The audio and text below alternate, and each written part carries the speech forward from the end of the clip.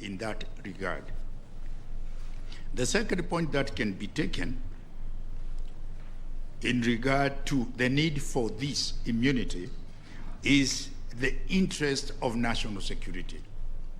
Again, it cannot be doubted, my lords, that in the course of doing his work, the president is fed with a lot of information regarding the national security. And not just that, he is also the chief diplomat for the country in dealing with other countries of the world. And in the course of doing this, he gets a lot of information that is useful to the state. One would wish that it will never come to a point where a court would order the president to make a disclosure. Why did you do this? What are the reasons that made you make this decision? It would clearly be not in the interest of the state, for the reason that it can injure the interests of the state in a very big way. So one of the justifications for presidential immunity is the preservation of national security. A third one I would like to mention, my lords, is the need to protect the dignity of the office of the president. It cannot again be doubted, but there are three main organs of state under our constitutional setup. And that those institutions require to act in a dignified manner so that the public can have confidence in them. One would not want at any one time to see a president being ordered to come to court and to account for his actions. To come to court at the pain of being put to jail if he doesn't. It would, in our view, be very bad for the three arms of state that are supposed to work together. It would create serious tensions that would not be good for the country.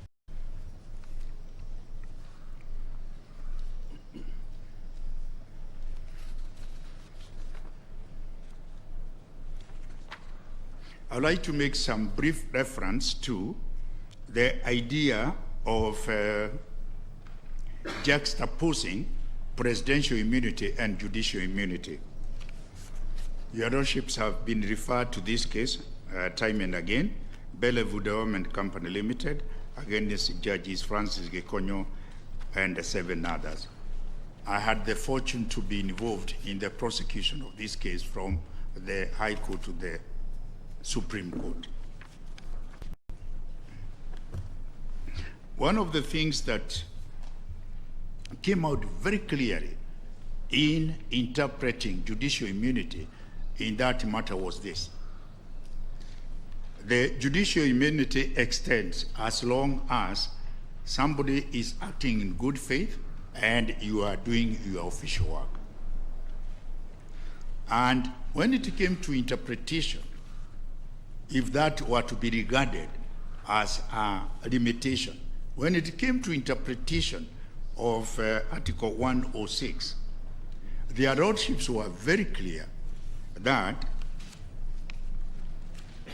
despite those apparent qualifications, this was absolute and there was not going to be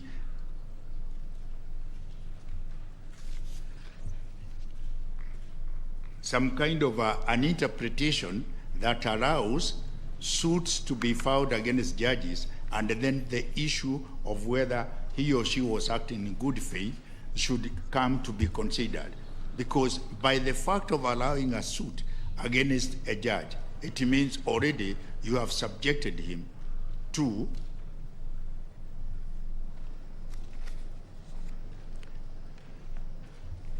trouble for coming to a particular decision.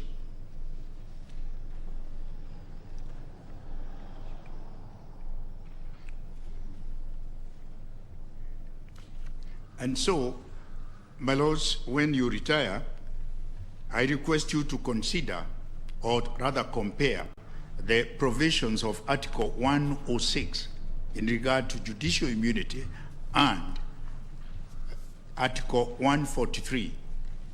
When you do that, my lords, you'll find that in Article 143, there is no codification at all in regard to the immunity of the president, unlike in the case of judicial immunity, where one can read some apparent codification when we talk about acting in good faith. So my view and our submission is this, that indeed the court was wrong to put a codification on the words of Article 143, which is totally unwarranted, because this immunity, in our humble submission, is a functional necessity. Without this immunity, the president cannot operate in the manner that he is expected as head of state and head of government.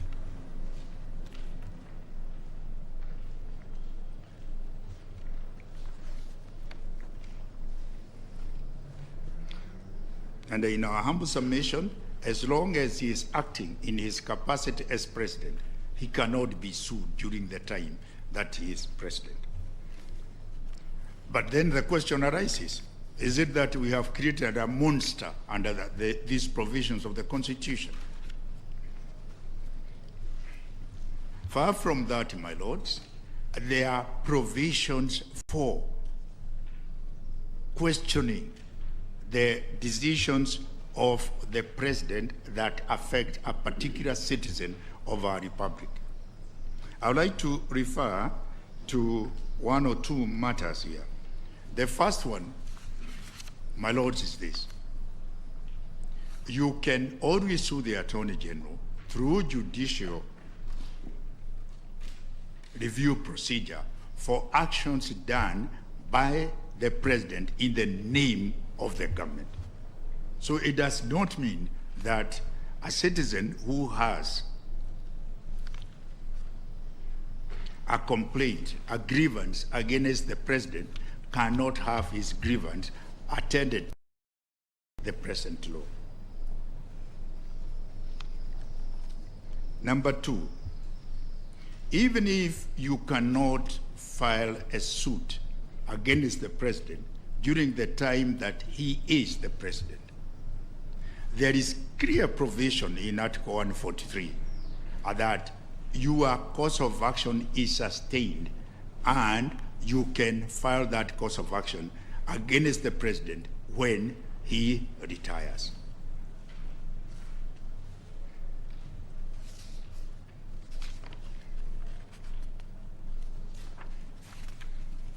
And of course, like the American Supreme Court said, if the president is involved in gross violation of the laws of the state, there is that possibility of initiating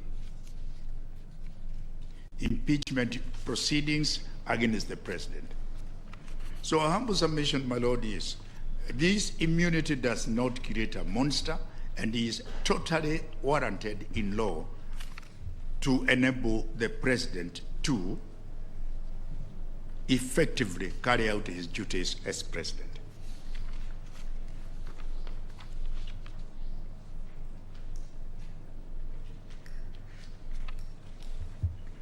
And again, my lords, there is a further exception. If the president commits crimes against international treaties or what is deemed to be a crime under the international treaties, there is no immunity he can be dealt with under the international law.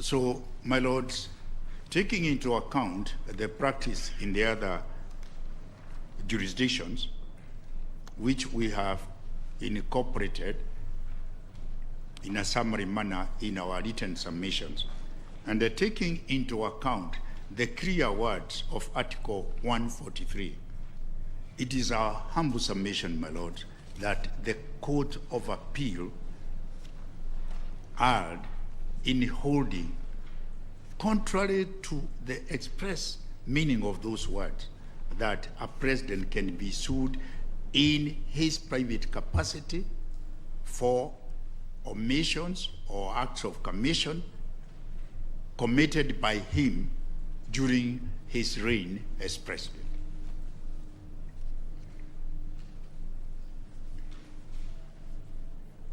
I want to finish.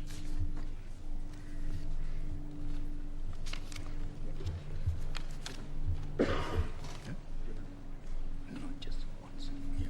So, my lords,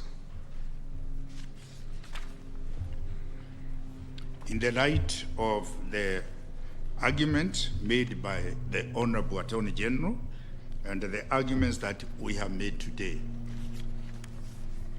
we respectfully beseech this court to make a finding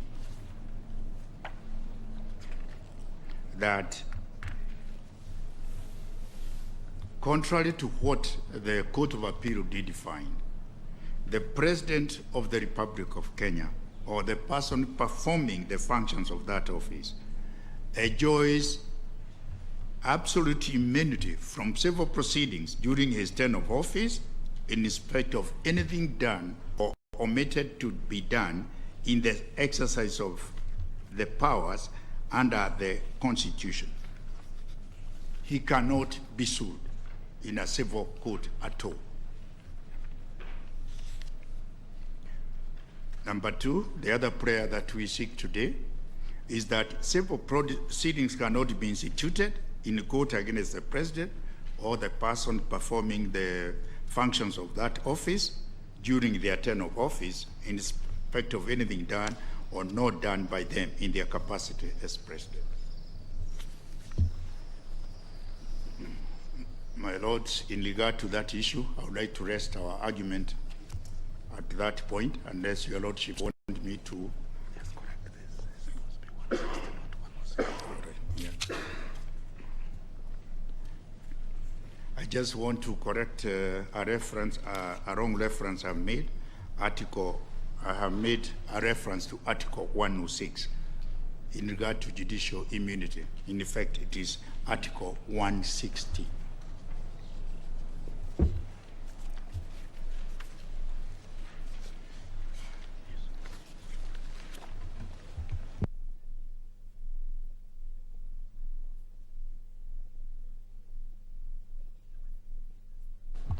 May it please the court, I will deal with issue number 2 on behalf of the 20th respondent. And in doing that, my task is to try and persuade you today that the Court of Appeal came to the wrong conclusion in determining that the president cannot institute or commence the process of amending the Constitution through a popular initiative. I'm indebted to my learned friends who've spent time on this, Mr. Karori Kamau, Mr. Wambulo, Mr. Kuyoni, Mr. Eric Gumbo, and others. I will try in getting you to the destination of overturning the Court of Appeal, not to touch on anything they've touched on. I have 3 planks on which I build the arguments of the 20th respondent.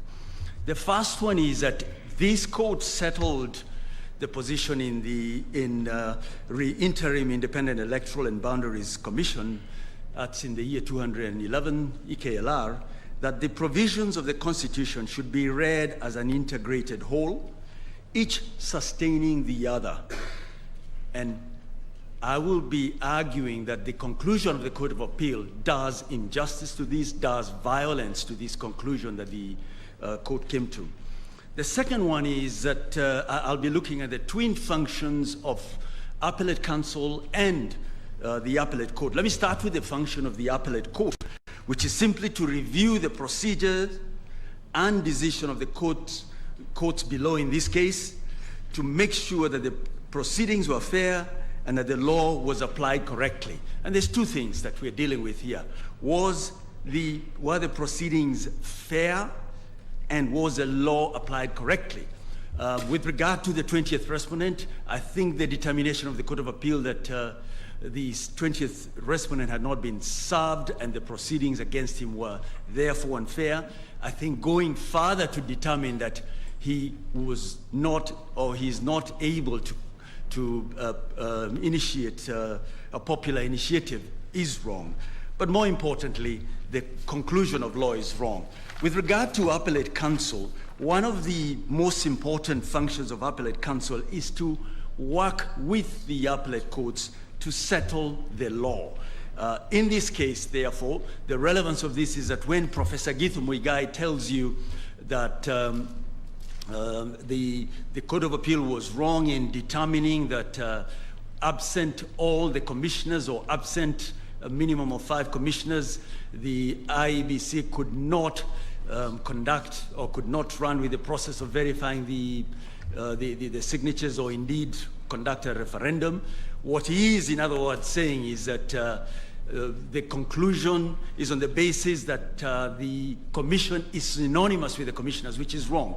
The importance of this point is that other commissions have found themselves hamstrung when they have no commissioners. Unfortunately, the Ethics and Anti-Corruption Commission, which has suffered the brunt of this, has not had occasion to argue this before you. So the invitation here on behalf of appellate counsel is to settle this so that we minimize the arguments in the lower courts. But let me jump straight into the 3 arguments that I want to make to demonstrate that the Court of Appeal was wrong. I'd ask you to look at the structure of the Constitution. Just look at the first 4 chapters. It's not by accident that they are in the order they are in. And just very, very quickly, you have the sovereignty of the people and supremacy of the Constitution. Chapter 1, you have chapter 2 is a republic, chapter 3 is citizenship, chapter 4 is a Bill of Rights. I'm not suggesting that there is a hierarchy. I'm simply saying that it is not by accident that you have them in that order. And by Article 1, Sub-Article 2, the people may exercise their sovereign power either directly or through their democratically elected representatives. Now, the fallacy of the conclusion of the Court of Appeal, and I say this with tremendous respect to the court, is that what they have determined in saying the president cannot initiate an amendment to the Constitution through the popular initiative is that the people can delegate sovereign powers to those they elect, including the president. But the ones they donate the power to have no business initiating changes through a popular initiative. These are inconsistent in my humble view. You can't say the people can donate the sovereign power, but those they donate to cannot run with it the whole way. In other words, they can only do certain things. If it was intended by the people to have certain qualifications, this would have been built into the Constitution. The second point I want to make is I would like to invite you, when you retire, to look at Article 19. Now, the conclusion of the Court of Appeal that the president cannot commence the changes to a constitution through a political initiative cannot be reached without amending this constitution. And why do I say that? Let's start with Article 19, Sub-Article 1.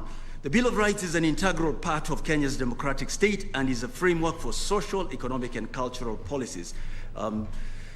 Sub-Article 2, the purpose of recognizing and protecting human rights and fundamental freedoms is to preserve the dignity of individuals.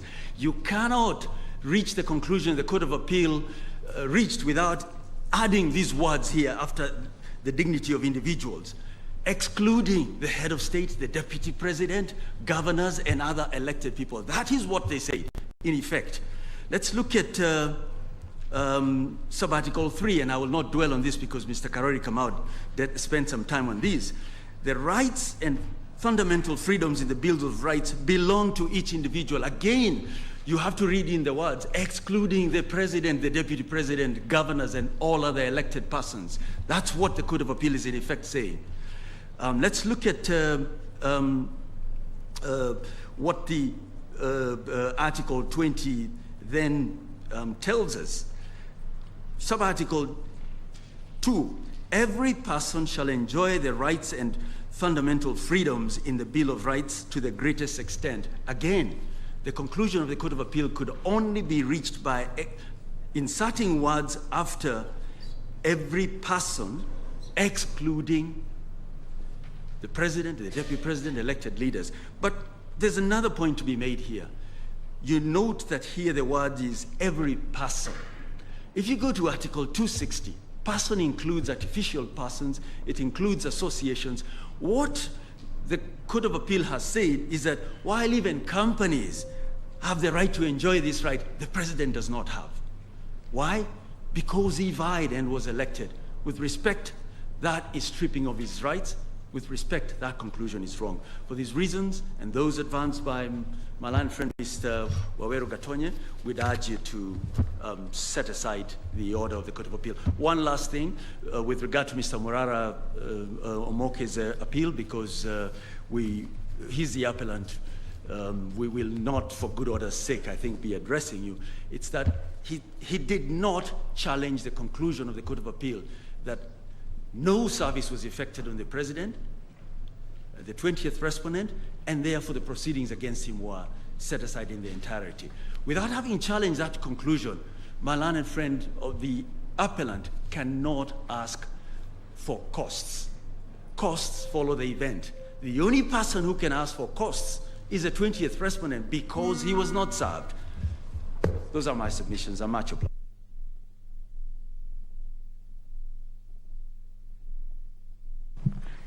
Thank you very much. We'll now have Mr. Isaac Arwoche, the 19th respondent.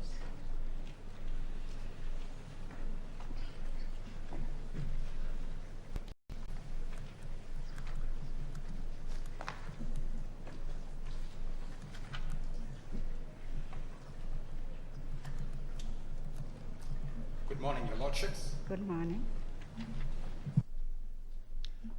First clarification, I seem to have been allotted 30 minutes, yet your directions are suggested that I have 1 hour. Can that be clarified before I proceed? Clarification, you are responding. Your directions initially was that I had 45 minutes. And yesterday you made the directions that everybody has an additional 15 minutes, and therefore I should be having 1 hour as opposed to 30 minutes. 1 hour. Okay. Yes, that's correct.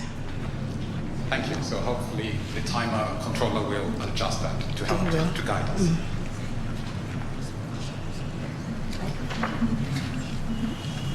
I have filed before this court a response to petition number 11. It was filed on the 14th of October. I've also filed a response to the petition of appeal in number 12, dated 11th of October, filed on the 14th. And I've also have my submissions that are filed on the 9th of December.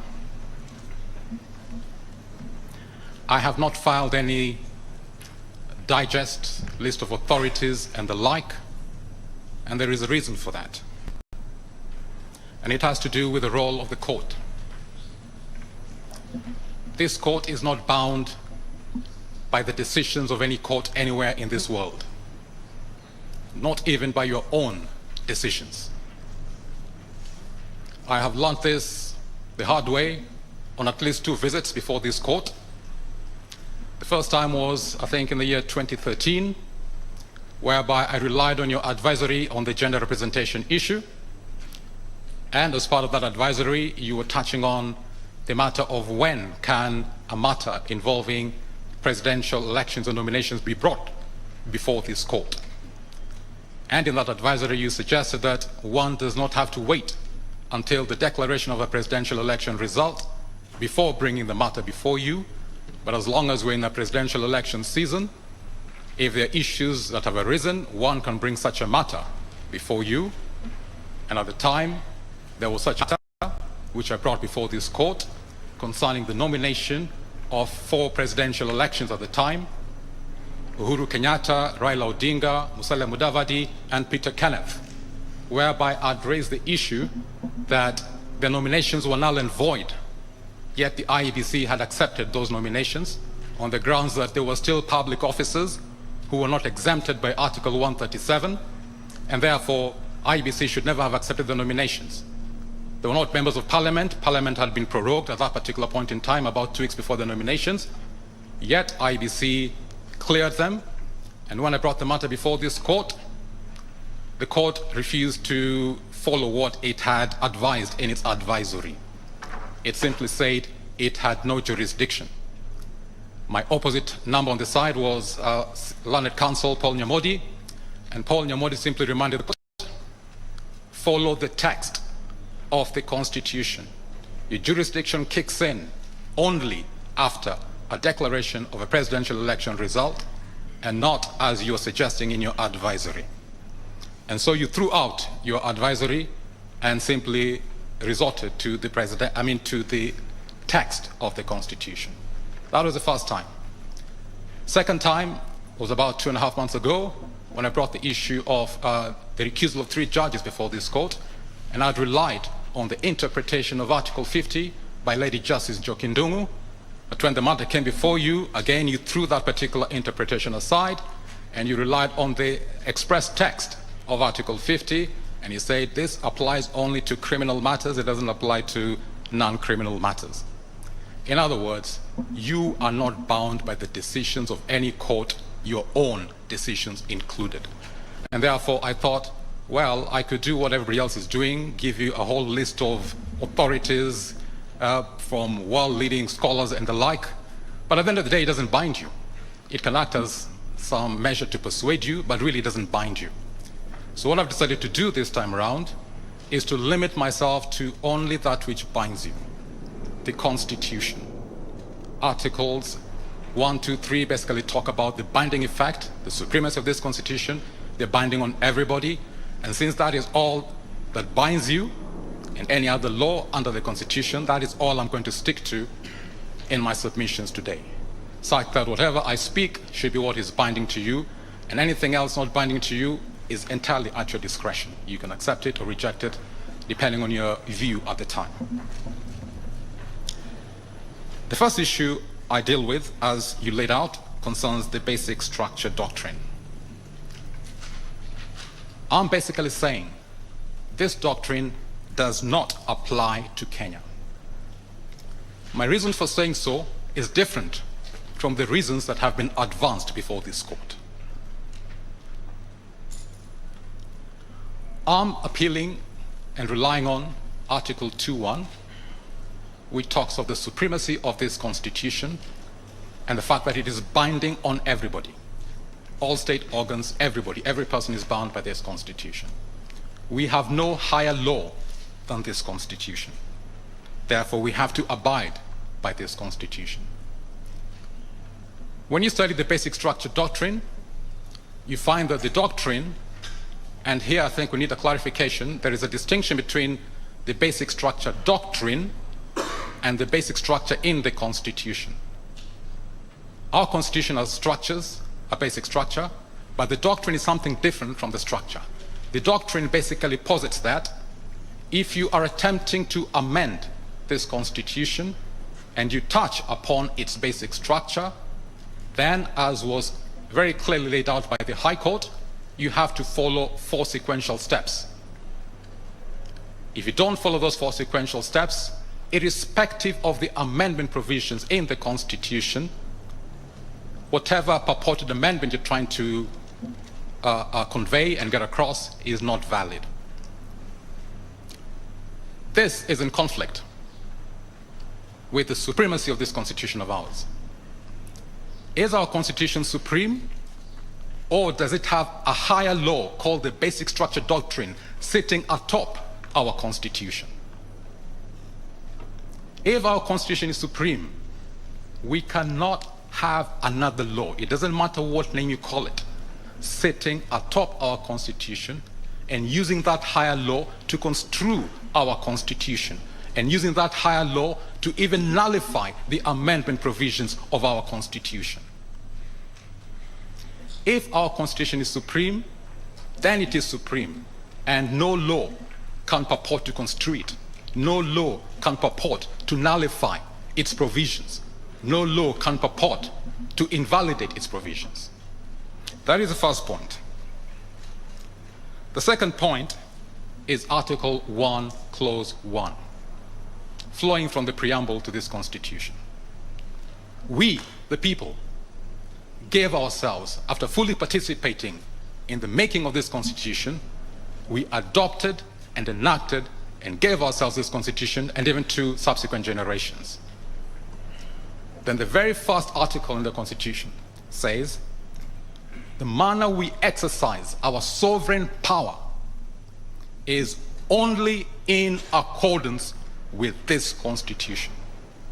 We limited the manner we exercise our sovereign power.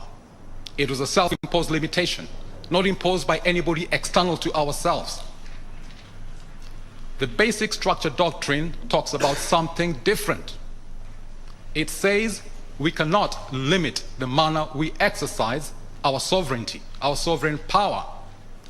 If we're trying to amend this Constitution and it touches on the basic structure of the Constitution, then we have to go outside the Constitution.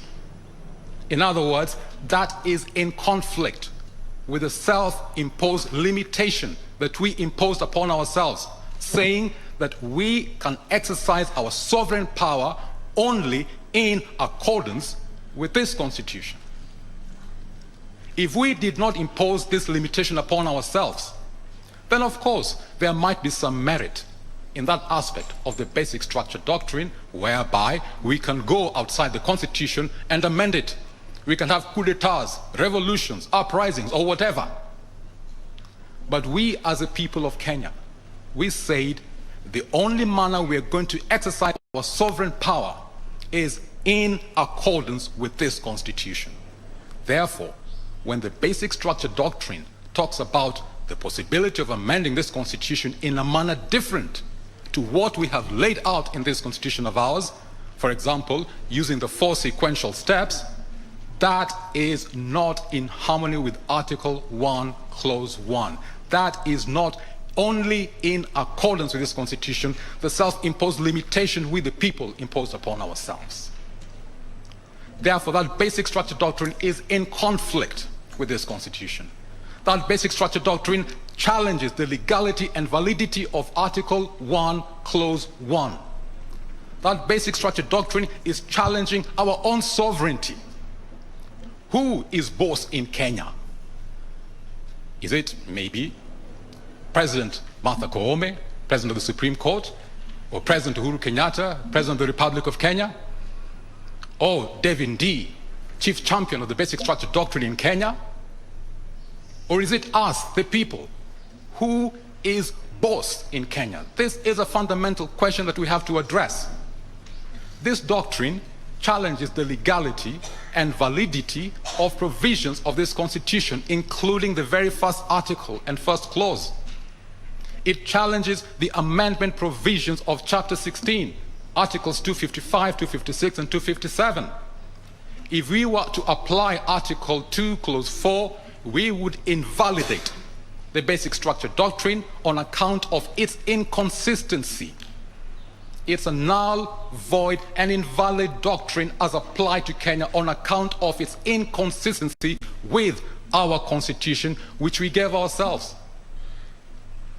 We have a clause, Article 2, Clause 3, that deals directly with the jurisdiction of the courts and other state organs with respect to entertaining any challenge to the legality or validity of this Constitution, either by any court or state organ or before any court or state organ. Now, I know this matter wasn't initiated by the courts. It was initiated by Petition E-282 of 2020 in the High Court. It was a matter that was placed before this court. But it is a challenge to the legality and validity of this Constitution, and therefore, under Article 2, Clause 3, this court, the Supreme Court, the Court of Appeal, the High Court, any court in Kenya, and any state organ in Kenya has no power, no jurisdiction to entertain it within a particular forum. In other words, since you have no power, no jurisdiction to entertain a challenge to the legality and validity of this Constitution, the orders of the High Court, as affirmed by the orders of the Supreme Court, must be vacated.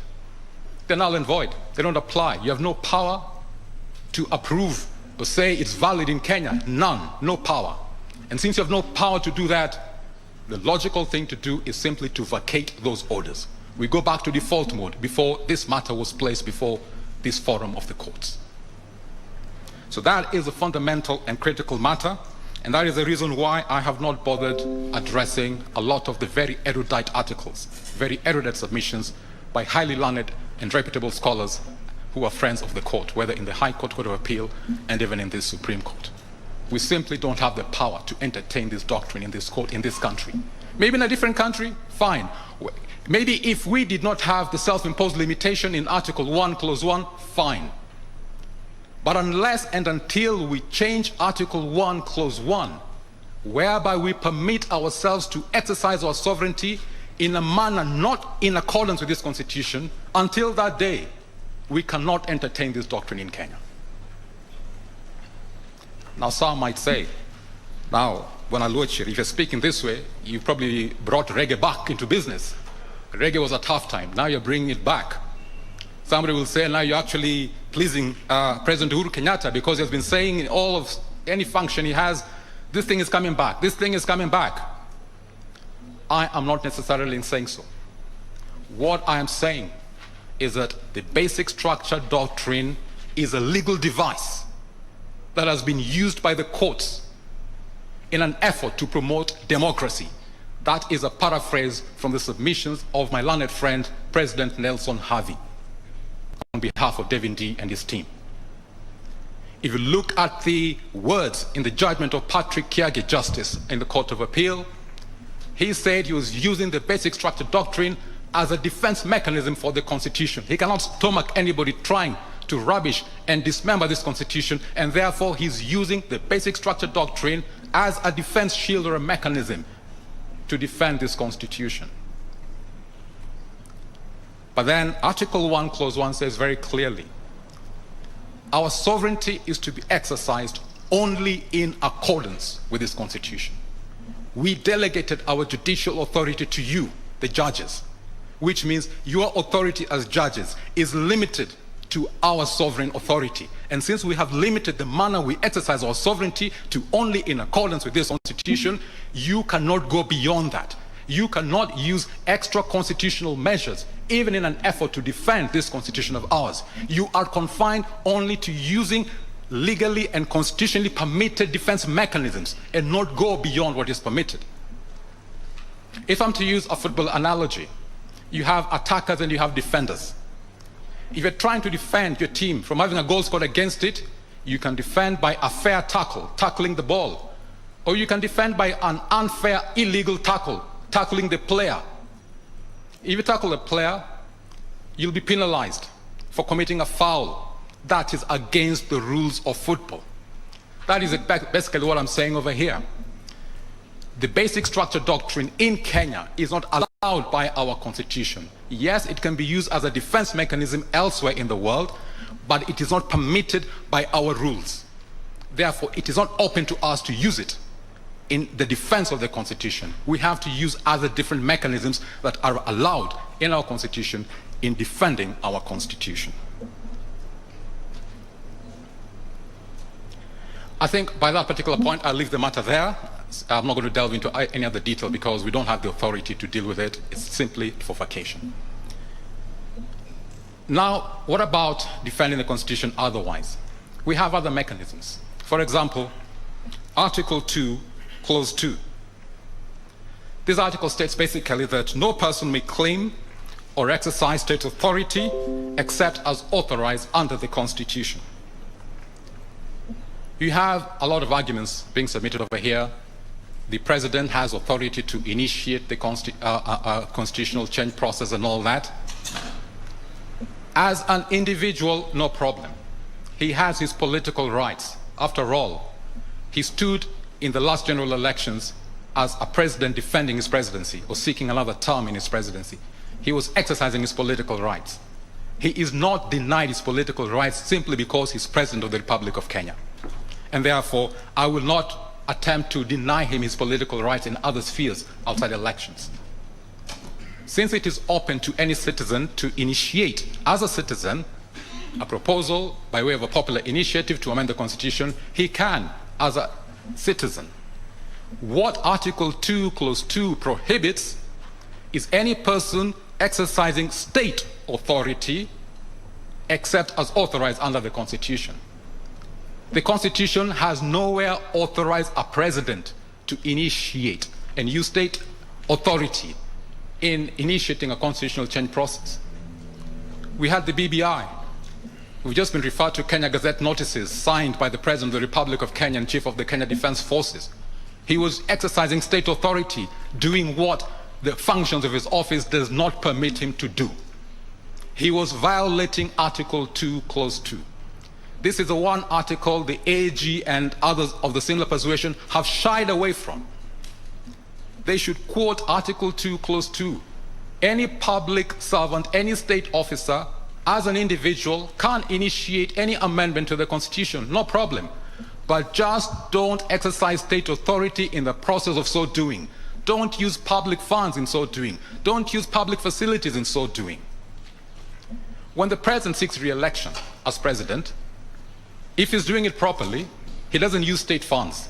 He uses his own money or his political party's money and things like that.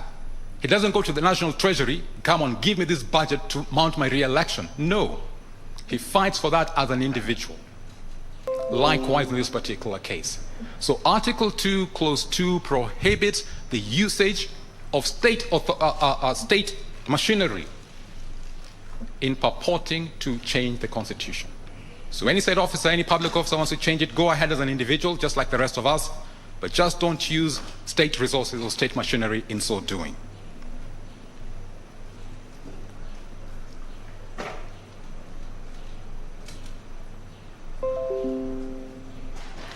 I'll now turn to the issue which is generating a bit of some controversy here, presidential immunity.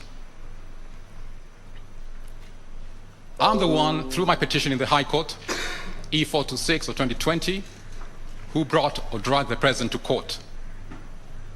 And I asked for the orders that I asked for, based on Article 143, Clause 2. The pronouncement that came from the High Court, as affirmed by the Court of Appeal, was not exactly what I asked for. I simply said that you can institute civil proceedings against a president for actions that he undertakes or omissions outside his functions of office. You can institute in other words, Article 143, Clause 2 protects him, gives him immunity when he's performing the functions of office as president. So I asked for clarification. You can bring a suit against a president if it touches on a matter outside the functions of presidential office. And I basically said, when he was busy setting out Kenya Gazette notices, establishing the Bbi steering committee, he was acting outside the functions of office, because there is nowhere where the Constitution authorizes him to engage himself in constitutional change matters outside Article 256. Yet here he was establishing a public body to consider the change of the Constitution. Because he had acted outside the functions of his office, Article 143, Clause 2 did not prohibit us from instituting an action against him. And that is basically what I had asked for. But what the High Court came up with was that you can sue him for any conduct, his actions or omissions, that are contrary to the Constitution.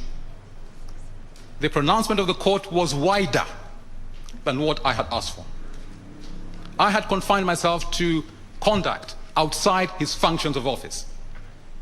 But if you apply what the High Court said, you can sue him for anything that he does that is unconstitutional. Unconstitutional includes both functions within his office and functions outside his office. And that is a bit that I disagree with. And I'm saying that particular order was wider than my prayer. I'm urging this court to revert to my prayer and not go beyond my prayer to what the court, High Court and as affirmed by the Court of Appeal, went. I'll give an example. If I use the pronouncement of the High Court and the Court of Appeal as law, and if I am Justice Joel Ngugi or Justice George Odunga, who are involved with this matter at the High Court, because they ruled in the manner that they did, and the president doesn't like them because they scuppered reggae or they messed up BBI, his pet project, when other judges were being promoted to the Court of Appeal, they were left out.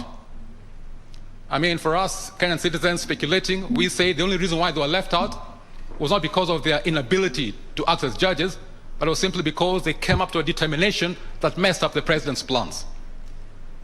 Now, if I rely on that particular order from the High Court and the Court of Appeal, Justices Ngugi and Odunga can actually go ahead and sue the president right now, maybe in the Employment and Labor Relations Court, for the deficit in their remuneration compared to what they're earning now as High Court judges, compared to what they should be earning as Court of Appeal judges.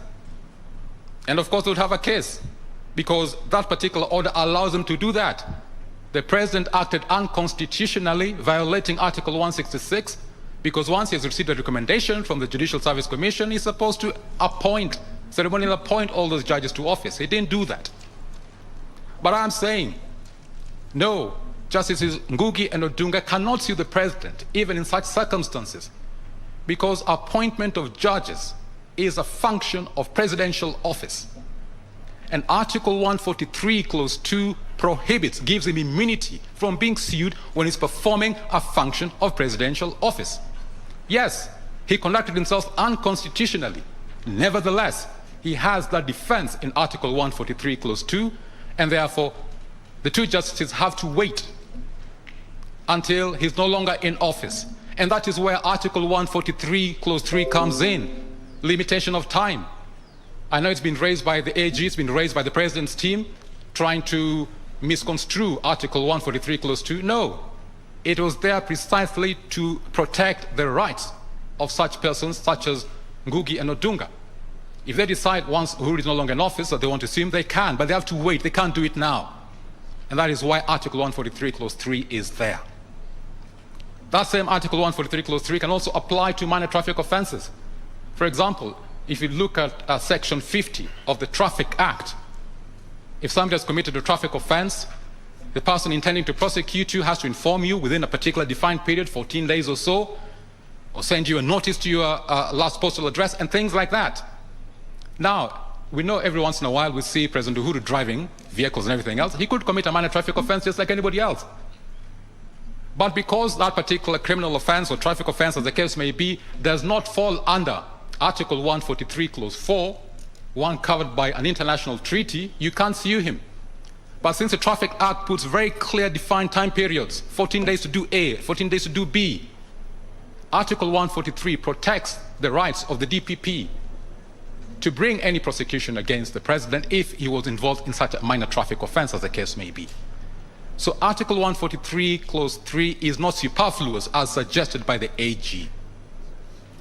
The president does not have absolute immunity. He has limited immunity with respect to civil proceedings. Also, we need to get some clarification here. Article 143, Clause 2 gives him immunity against civil proceedings being instituted against him. It doesn't talk about immunity against constitutional proceedings. It doesn't talk about immunity against electoral proceedings. After all, we have presidential election petitions. The president is sued. He was sued by Raila Odinga in the last presidential election petition. And that was valid and it was admitted before the court and the matter was dealt with. In other words, we are only talking about civil matters. Constitutional matters can be brought against the president. electoral matters can be brought against the president in his own name. So when we hear the president's team trying to argue for blanket, absolute immunity on grounds outside the Constitution, you must not allow yourself to be misled on that particular path they're trying to lead us.